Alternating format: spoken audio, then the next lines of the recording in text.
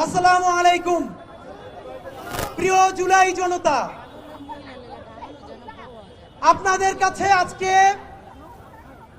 এই স্টেজে শতাধিক পরিবার, শহীদ পরিবার উপস্থিত ছিলেন। আমার প্রত্যেক শহীদ পরিবারের বাবা এবং মা, আমি আপনাদের অক্ষম সন্তান, আপনাদের পায়ে হাত ধরে মাপ চাচ্ছি। আপনাদের সবার কথা আমি শুনতে পারি নাই। বাবা, আমি কোনো রাজনৈতিক দল না, আমার পরিবারের কেউ শহীদও হয় নাই। এই ইনকিলাব মঞ্চের পাগল ছেলে মেয়েগুলো খেয়ে না খেয়ে আপনার এই সন্তানের বিচার, এই লাশগুলো যারা জ্বালিয়ে দিয়েছে, সেই বিচারের জন্য আমরা আপনাদেরকে দাওয়াত দিয়েছি। অত্যন্ত করুণা করে, স্নেহ করে আপনারা এসেছেন। আপনাদেরকে কৃতজ্ঞতা জানানোর ভাষা আমার নাই।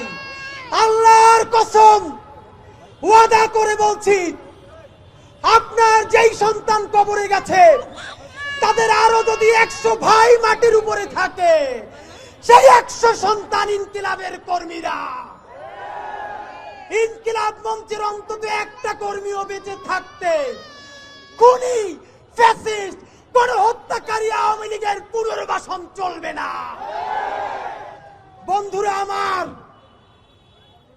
একটা কথা মনে করিয়ে দিতে চাই, এইখানে এমন বোন এসেছেন যার স্বামীকে পিলখানায় খুনি আওয়ামী লীগের তাপসের গাড়িতে তুলে তারপরে আগুন জ্বালিয়ে দেওয়া হয়েছে। শাপলা আহারে পিলখানায় তো নামকাওয়াস্তে একটা কমিশন হয়েছে।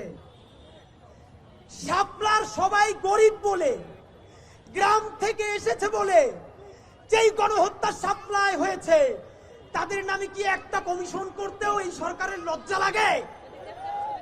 যদি লজ্জা লাগে তাহলে এই গরিব হুজুর তাদের রক্তের মধ্য দিয়ে এই সরকারে আপনার থাকতে লজ্জা লাগে না? বন্ধুরা আমার, বিএনপি কে বলতে চাই, আপনাদের হাতে ধরি, পায়ে ধরি, শহীদ জিয়ার বিএনপি কে দিল্লির দাস হতে দিব না।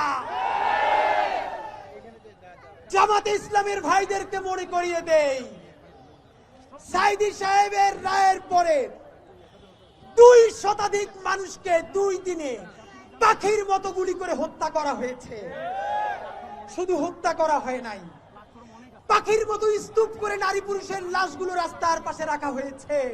হত্যাকারী আওয়ামী লীগ, তাদেরকে যারা দেখেছে তারা হলো সেই দিল্লি, ভারত।